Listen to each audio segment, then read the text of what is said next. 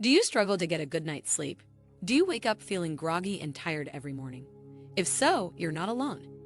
Millions of people worldwide suffer from sleep disorders, which can have a significant impact on their health and well-being.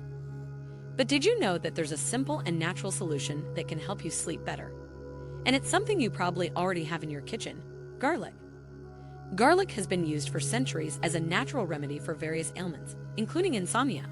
It contains a compound called allicin, which has numerous health benefits, including improving sleep quality. Allicin has a calming effect on the body, which helps to reduce stress and anxiety, two common causes of sleep disorders. Moreover, garlic is known to regulate the body's internal clock, which plays a crucial role in our sleep-wake cycle. When our body clock is out of sync, we can experience disrupted sleep patterns, making it harder to fall asleep and stay asleep. Garlic can help reset your body clock, ensuring you get the right amount of restful sleep.